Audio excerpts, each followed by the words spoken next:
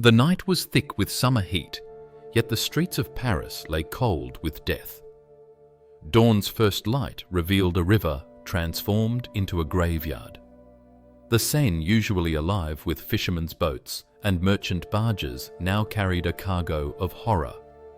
Dozens upon dozens of bodies drifted in its current, their pale limbs tangled like broken marionettes.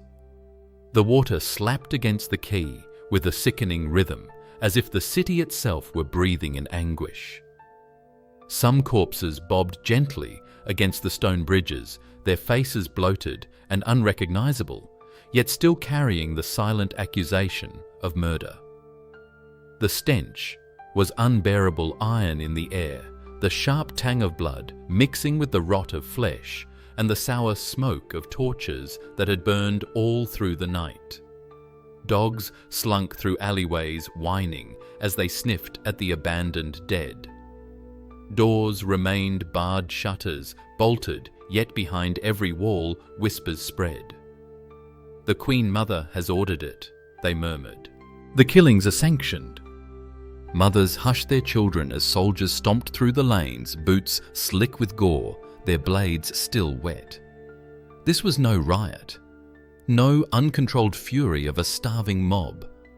This was something colder, calculated. The precision of the killing revealed a terrible truth: it was planned. It was orchestrated. It was a massacre blessed not by God, but by the crown. Only days before, Paris had been radiant with celebration. Bells had rung, not for slaughter, but for marriage, the union of Catholic Princess Marguerite de Valois and Protestant Prince Henry of Navarre. A wedding meant to heal a bleeding nation. Yet as the morning sun rose on August the 24th, 1572, St. Bartholomew's Day, the promise of peace lay face down in the river, cut open and discarded. The silence after the storm was worse than the screams that had preceded it. For 3 nights, cries of terror had echoed through every street, mingling with the clang of steel and the shrill command of church bells. Now only the eerie calm remained. And still the Seine bore its testimony, carrying death out toward the sea, as if eager to rid the city of the evidence of its sin. We look upon this scene and wonder, how could it happen? How could a capital of art and faith, of scholars and saints, turn so swiftly into a butcher's block? Who whispered the orders, whose hand signed the decree that damned thousands to the blade? The answer, hidden behind palace walls, lies with a woman who held France in her grip. A queen mother draped in black, her heart ironclad with fear and ambition. Her name was Catherine de Medici, and to secure her throne, she was willing to drown her kingdom in blood. Before the river ran red, before the bells tolled for death, Paris gleamed like a jewel. The court of France in the late 16th century was a theatre of splendour, a world where silk rustled in candlelit halls and jewels sparkled like fragments of the heavens. Here, men and women moved as if on a stage, their smiles painted masks concealing daggers of intent. Etiquette was everything, loyalty was currency, and survival meant never letting one's true thoughts slip past the lips. At the centre of this glittering cage stood Catherine de Medici, Queen Mother of France. Draped in black widow's gowns, her presence was commanding, part matron, part spectre. She had survived decades of intrigue, poisonings, betrayals, and wars of faith. To some, she was a wise mother guarding a fragile dynasty. To others, a serpent coiled in the shadows, whispering commands through the mouths of her sons. Her children were kings, yet they were frail, hesitant, and indecisive. It was Catherine who pulled the threads, guiding them like marionettes. The French throne was weak-splintered between Catholic loyalists and Protestant reformers known as Huguenots, each side drenched in the blood of decades-long religious wars. Entire towns had burned. Fields had been stained with the cries of martyrdom. Every truce was a fragile parchment ready to be torn by the next insult or betrayal. And yet, in August 1572, there was hope. The royal wedding of her daughter Marguerite de Valois to Henri of Navarre, the young Protestant prince, promised to heal the divide. Imagine the scene: Notre Dame Cathedral, echoing with hymns, tapestries glittering the streets of Paris, lined with citizens craning to see the royal procession. For one fleeting moment, the kingdom seemed poised to bind its wounds. Catholics and Huguenots dined at the same table, drank from the same golden goblets, and smiled as if the past could be forgiven. But beneath the laughter, suspicion gnawed. The Catholic Parisians bristled at the sight of Huguenot nobles striding boldly through their streets. Whispers followed them. Heretics. Enemies. They do not belong here. The tension clung to the air like a storm waiting to break. Even as musicians played, as wine flowed, eyes darted to doorways and alleys, searching for unseen threats. Catherine herself smiled through gritted teeth. To her, the marriage was not a gift of peace, but a necessity of survival. She saw her influence over her son, King Charles IX, slipping into the hands of Admiral Gaspard de Coligny, the Huguenot leader who dared to advise the throne. Peace for Catherine was not unity, it was a danger. The stronger the Protestants grew, the weaker her grip became. The royal wedding was no fairy tale. It was a gilded cage. Its golden bars shone with promise, but within fear stalked every step. And though the court dazzled in celebration beneath the silks and songs, the floor was already trembling, splintering under the weight of hatred, suspicion, and the slow, deliberate plotting of a queen who would not be replaced. It began not with a roar, but with a whisper. In the marble corridors of the Louvre, where torchlight flickered against painted ceilings, rumors slithered like serpents. They spoke of Admiral Gaspard de Coligny, the Huguenot hero, the seasoned warrior, the Protestant who had somehow become the king's most trusted advisor. To the Catholic court, this was intolerable. Coligny was no ordinary noble. He was a man of discipline, known for his austerity, his deep faith, and his unwavering loyalty to the Protestant cause. He had survived the war's commanded armies and now stood close enough to Charles IX that the king leaned upon him like a crutch. Catherine de Medici watched, and with every word the admiral whispered into her son's ear, she felt her influence slipping through her fingers like grains of sand. Paris itself seemed to tighten in suspicion. The city was staunchly Catholic, its streets heavy with devotion and tradition. To see Huguenot lords stride through its avenues wearing their fine clothes, speaking of reform, was like watching wolves stalk through a sheepfold. The citizens muttered. Priests preached of heresy. And in the shadows, knives were sharpened. Then a spark. On August 22nd, 1572, only 2 days after the wedding celebrations, Coligny was walking back to his lodgings from the Louvre when shots rang out. A musket ball tore into his hand and lodged in his arm, shredding flesh and bone. He staggered bleeding but did not fall. The would-be assassin fled, vanishing into the maze of Paris streets. The attempt failed, but its echo shook the city to its core. Who had dared to strike down the admiral? Was it the work of the Guise family, fierce Catholic rivals who had never forgiven him for the death of their kin? Or was it something darker, an order whispered in the very chambers of the Queen Mother herself? Coligny lay wounded but alive. His followers swarmed around him, demanding justice, demanding answers. They filled the streets with anger, their voices raised in suspicion of the crown. Yet Catherine's face remained cold, unreadable.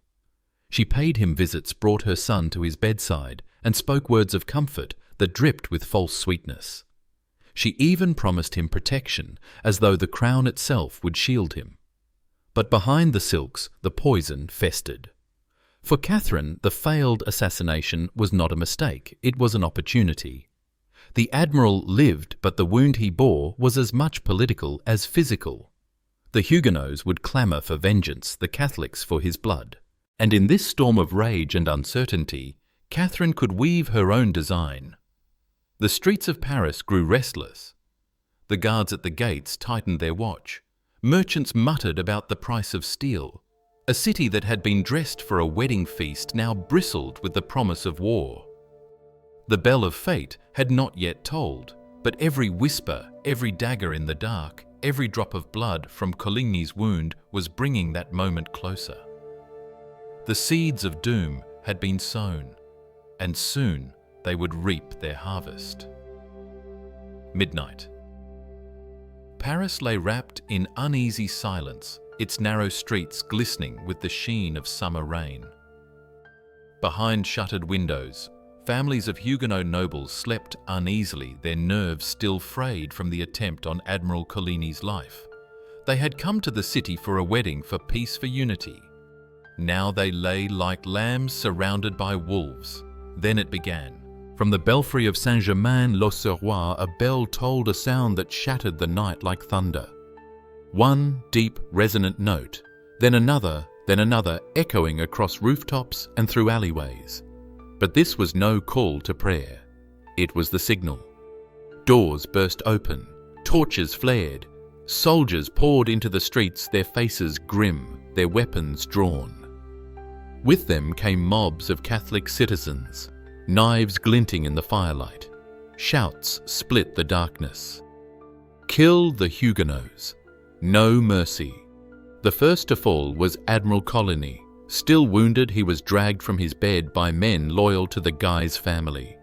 Pleas meant nothing. They stabbed him, slashed him, and hurled his broken body from a window into the waiting street below. There a crowd set upon him, mutilating him beyond recognition. His corpse was left dangling in the gutter, a grotesque trophy of vengeance. And with that, Paris erupted. Across the city, Huguenot households were stormed. Doors splintered under the weight of boots. Men were dragged half-dressed into the streets, butchered before their wives and children. Screams echoed from every quarter, blending with the clash of steel and the wild tolling of bells. Blood pooled on cobblestones, trickling between the cracks, staining the city like ink spilled on parchment. At the Louvre itself, where many Huguenot nobles lodged after the royal wedding, soldiers crept through the halls like shadows. Guests who only days before had raised their cups in celebration now awoke to the glint of cold steel. Some fought desperately, others prayed, but all were struck down. Their chambers became slaughterhouses, their silken beds drenched in crimson. The massacre spread with terrifying speed like fire racing through dry timber. Once unleashed, it could not be contained. Priests led processions through the streets, blessing the killers. Mothers wailed as children were torn from their arms. Neighbors turned on neighbors, denouncing them as heretics to save their own skins. The city had become a trap, sprung with deadly precision. There was no escape. The gates were locked. Guards stood watch. The very streets themselves seemed to conspire, funneling the hunted into dead ends where blades awaited. From the highest towers to the lowest alleys, Paris roared with a single unified voice, a voice of hatred sharpened into murder. And above it all, the bells continued to toll their relentless clang, marking the death of peace and the birth of a nightmare that would haunt France for generations. The bell had rung, the blade had fallen, and Paris descended into a nightmare without end. What began as a single night of slaughter did not burn out with the dawn. Instead, it stretched on hour after hour, day after day, until the very air of the city seemed made of screams. Everywhere there was terror. The Seine no longer ran clear. It churned with corpses, their limbs colliding with passing barges, their lifeless eyes staring skyward. Fishermen who once cast nets for silver-scaled perch now pulled in human remains tangled in their ropes. The river became a mirror of death, carrying with it not only the bodies of the slain, but the dignity of a nation. The streets of Paris turned into a labyrinth of murder. Torches hissed in the damp night as soldiers dragged men from cellars and attics, their desperate hiding places, betrayed by neighbours eager to prove their loyalty to the crown. Women clutched their children in vain, only to watch them torn away, blades flashing before their very eyes. Blood stained the stones until the cobbles grew slick, and still the mobs howled for more. In the midst of it all sat the Louvre. From its windows, Catherine de Medici and King Charles IX looked down upon the carnage. Witnesses whispered that Charles, barely 22 and already fragile of spirit, trembled as the city drowned in blood. He screamed in terror, haunted by visions of the slaughter he had allowed. Yet beside him, Catherine remained as immovable as stone, her face pale and unreadable. To some, she seemed almost serene, as if watching the orchestration of a play she herself had scripted. Priests walked through the chaos crosses held high, their voices rising above the din to bless the killings as holy work. "Purge the heretics," they cried, and the mob answered with steel. Families who had broken bread together were torn apart. Catholic against Protestant, friend against friend, neighbour against neighbour. Trust, once fragile, shattered completely, and in its place bloomed fear, betrayal, and despair. For 3 days, the massacre raged without pause. Huguenots, once so proud in their faith, were reduced to shadows, cowering in corners, praying for the mercy that never came. Some tried to disguise themselves as Catholics, muttering prayers they did not know, only to be exposed by a single misplaced word. Others leapt into the river, seeking escape in the water, but found only death. The city itself seemed alive with cruelty. Doors that had once welcomed guests became barriers of doom. Windows that once held flower pots now framed the spectacle of murder. Every cry echoed off the stone walls, amplifying the agony, until Paris felt less like a city than a cathedral of death, consecrated not by God, but by the blood of its own children. This was no sudden riot, no burst of uncontrolled rage. This was methodical, relentless, and merciless. The descent into darkness was complete. Paris was no longer a city of light. It had become a tomb. When the killing at last slowed, when the gutters had carried their burden to the river and the mobs grew weary, France awaited its reckoning. Surely now the king would condemn the violence, punish the assassins, restore some shred of order to a kingdom that had eaten itself alive. Surely justice, if not mercy, would rise from the ashes of blood. But justice never came. King Charles IX, pale and hollow-eyed, stood before his court like a man haunted by demons. Witnesses claimed he shook with fits of trembling, his voice breaking as he spoke. And yet what words did he give the world? Not horror, not sorrow. Instead, he declared the massacre righteous. He told his people that the slaughter had been necessary, that it had saved the throne from a Protestant plot. He painted the bloodbath as an act of state, not a crime against humanity, but a defense of crown and country. It was a lie so enormous that it swallowed the truth whole. The courtiers listened in silence, their jeweled faces masks of obedience. Those who had friends among the dead bowed their heads, powerless to speak. To oppose the king now was to join the victims in their graves.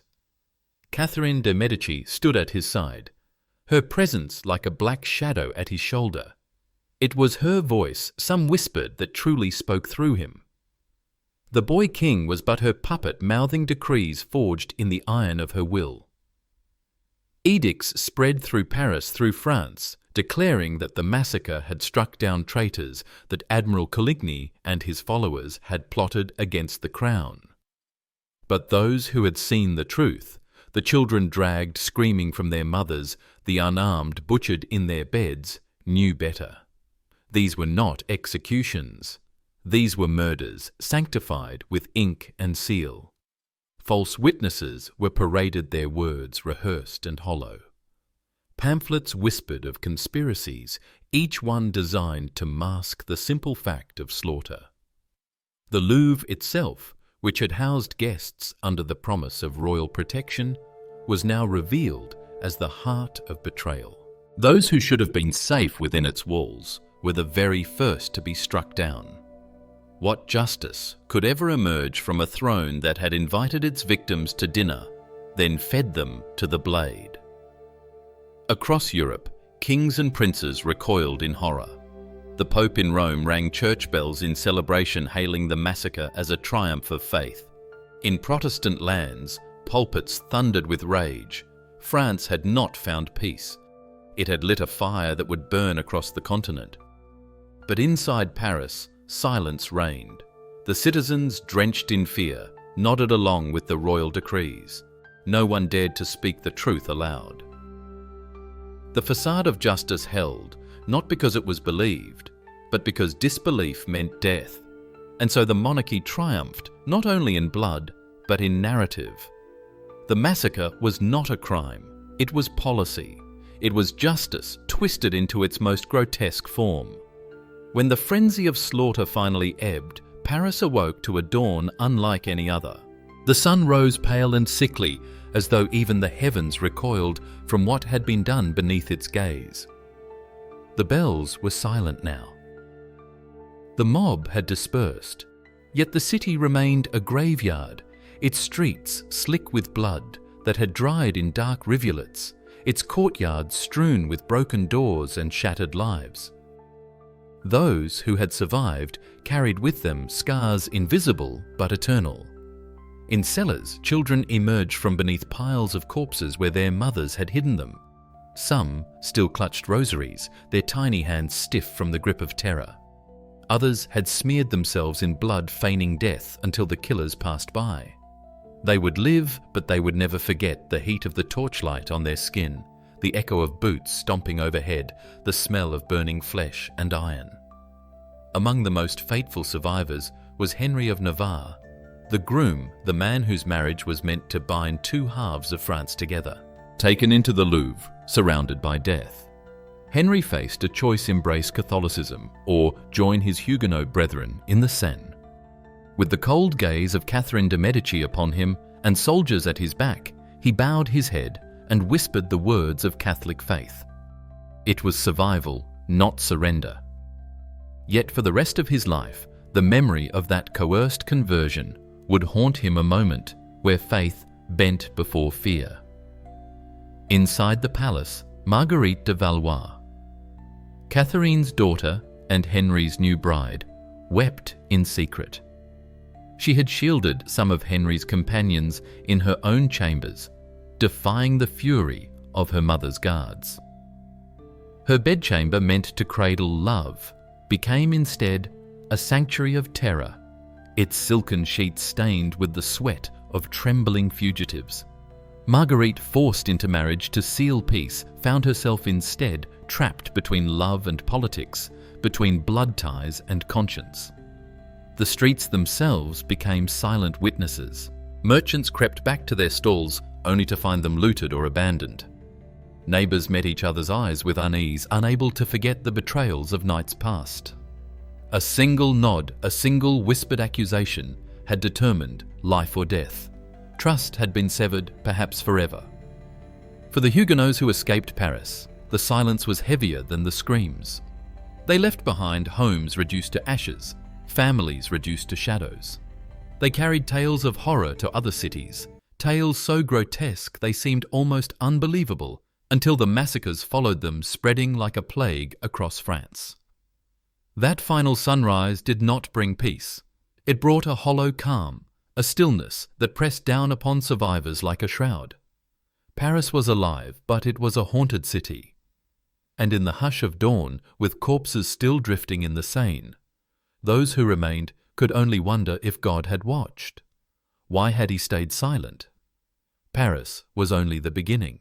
The river of blood did not end at the city walls. It spilled outward, flooding the towns and villages of France. What began with the tolling of a single bell soon echoed across an entire kingdom. The message was unmistakable. If it could happen in Paris, it could happen anywhere. Couriers galloped through the night carrying whispers of the massacre.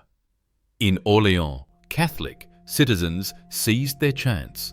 Doors were smashed open, Huguenot homes plundered, and whole families cut down before they could flee. In Lyon, a city already trembling from years of tension, mobs dragged Protestants into the squares, their bodies mutilated as the crowd jeered. In Bordeaux, the killings were coldly systematic men, herded together and struck down one after another like cattle in a slaughterhouse. The numbers grew monstrous. Some chroniclers spoke of 5,000 dead, others 10,000, and still others more. The exact toll will never be known, for bodies were left unburied, thrown into rivers, or burned in heaps so vast that the smoke blackened the skies. What can be said with certainty is that the massacre was no isolated outburst.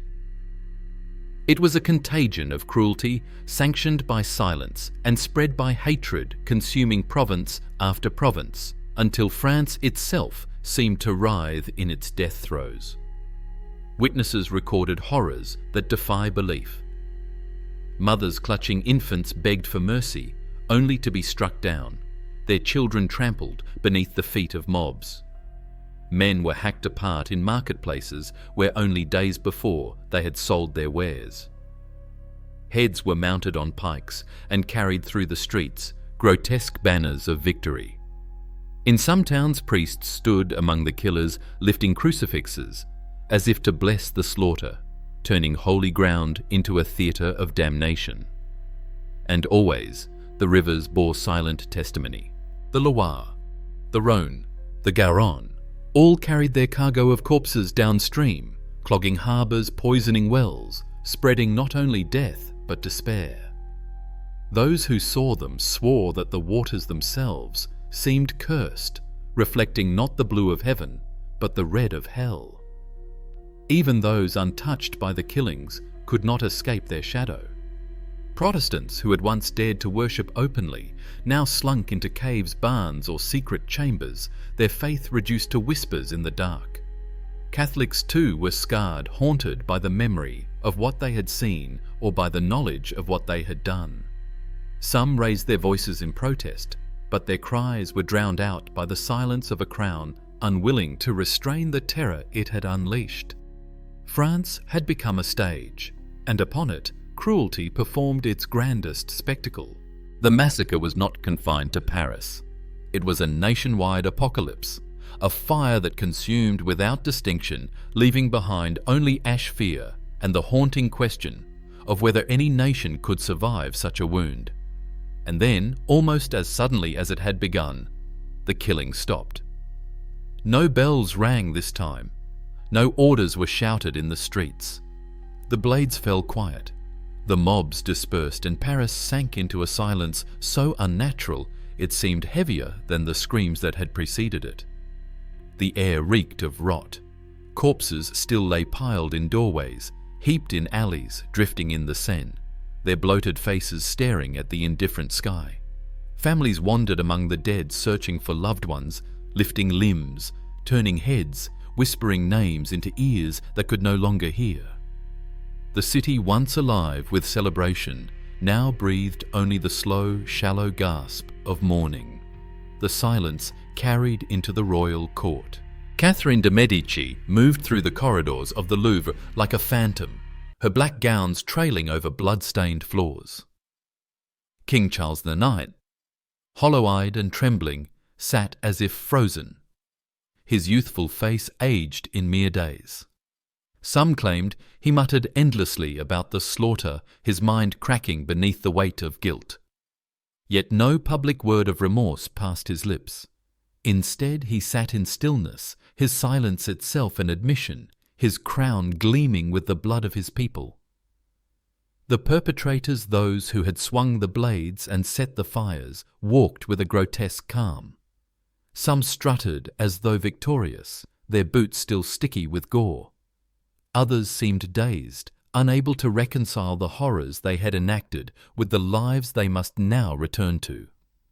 In the marketplaces, neighbours eyed each other across stalls with suspicion and shame. Who had betrayed whom? Who had raised the cry, pointed the finger, opened the door to the assassins? The silence was not only of the streets, but of hearts that no longer trusted. And what of the bodies? The river carried many away, but not all. Mass graves were dug hurriedly at the city's edge. In some places, the corpses were burned, the smoke rising into the heavens like an offering of despair. Paris stank of death for weeks, the summer heat baking the city into a suffocating tomb. The eerie quiet after the storm was its own form of cruelty, for in silence questions fester. Survivors asked themselves, why did no one stop it? Why did the crown bless it? Why had God himself turned his face away? No answer came, only the hollow echo of a city that had torn itself apart. And yet, within that silence, seeds of vengeance were sown. Survivors carried their grief beyond the walls to Geneva, to London, to the far corners of Europe. They told of rivers filled with corpses of priests, blessing murder of a queen mother, cloaked in black, orchestrating a nation's ruin. The silence of Paris was not an end. It was the beginning of a haunting that would echo through history. The St. Bartholomew's Day massacre did not end with the last corpse pulled from the Seine. Its echoes thundered through the centuries, a scar carved into the soul of France. What was meant to be a marriage of peace became the most infamous betrayal in French history. Instead of healing the kingdom, it split it open further, pouring salt into wounds that would bleed for generations. For Catherine de Medici, the massacre secured her grip on the throne, but at a cost that could never be undone. To her supporters, she appeared as a queen who had saved France from Protestant treachery. To her enemies, she became the Black Queen, the widow in silk who ruled with poison and shadows. Her name would forever be entwined with the river of blood that flowed through Paris that August morning. King Charles IX, her fragile son, never recovered. Haunted by visions of the dead, he grew sickly pale and paranoid. His fits of trembling worsened, and he confessed to courtiers that he could still hear the screams at night. Only 2 years later, at the age of 24, he died, coughing blood, his reign consumed by the very violence he had unleashed. His final words, some claimed, were a whisper of regret. What evil counsel I was given. Oh my God, forgive me. And what of Henry of Navarre, the groom whose wedding had sparked this river of blood? He survived by taking Catholic vows in exchange for his life. Years later, he would reclaim his Protestant faith, only to renounce it again when he ascended the throne as Henry IV. Paris, he declared, is worth a mass. A king of compromise, a survivor of slaughter, he would eventually issue the Edict of Nantes, granting a fragile tolerance to Protestants. But even his reign could not wash away the memory of that night. Across Europe, the massacre stunned the world. In Rome, the Pope ordered bells to be rung in celebration, painting the slaughter as a triumph of the Catholic cause. But in Protestant lands, the massacre was seared into collective memory as proof of Catholic treachery. Pamphlets, sermons, and paintings spread the horror, stoking fear and hatred that would fuel wars of religion for decades. The massacre did not end conflict, it guaranteed it. And so the irony stands eternal and damning. A wedding meant to unite faiths instead buried them beneath rivers of blood. The massacre that was supposed to strengthen the crown instead weakened it, leaving France in a spiral of war, rebellion, and vengeance. History whispers a question to us, still, if power demands rivers of blood, if peace is purchased with betrayal, what does it mean to rule? Perhaps the true legacy of St. Bartholomew's Day is not Catherine's triumph, nor Charles's collapse, nor Henry's survival. Perhaps it is the haunting reminder that fear once weaponized never dies. It only waits for the next bell to toll.